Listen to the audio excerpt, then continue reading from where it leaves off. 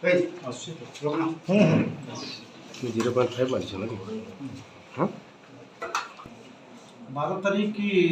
ଏ ମାସ 12 ତାରିଖ ରବିବାର ସନ୍ଧ୍ୟା ପ୍ରାୟ 9ଟା ପାଖାପାଖିରେ ଆପଣଙ୍କର ମୋ ପଛରେ ବସିଥିବା ଯେଉଁ 4 ଜଣ ଗିରଫ କ୍ରିମିନାଲ ସହିତ ଅନ୍ୟମାନେ ତାଙ୍କ ଘରେ ଡକାୟତ କରୁଥିଲେ ଏବଂ ସେଠୁ ଲୋକ ଗାଁ ଲୋକ ଉଠିବାରୁ ସେମାନେ ଫେରାରୀ ହେଇଥିଲେ ଏବଂ ଏ ବାବଦରେ ଏସ୍ପି ଏବଂ ଡିଆଇ ସାହେବଙ୍କ ନିର୍ଦ୍ଦେଶ ମୁତାବକ ଚାରିଆଡ଼େ ପେଟ୍ରୋଲିଂ ନାକା ଡ୍ୟୁଟି କଡ଼ାକଡ଼ି ହେଉଥିଲା। ଗତକାଲି ରାତିରେ ଆଇଆଇସି ଆମର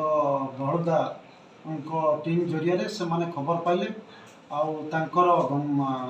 ଗମ୍ଭାରିଆ ନଦୀ ପାଖରେ ଗୋଟିଏ ଗାଡ଼ି ରଖି କିଛି ଡକାୟତି ଉଦ୍ୟମର ଯୋଜନା ଚାଲିଛି ତାଙ୍କୁ ସେ ଗିରଫ କଲା। ଏ ବାବଦରେ ଗୋଟିଏ ଗାଡ଼ି ଗୋଟିଏ ବନ୍ଧୁକ 3ଟି ମାରଣାସ୍ତ୍ର ସହିତ 3ଟି ମୋବାଇଲ ଜବତ ହେଇଛି ଏବଂ ଆମର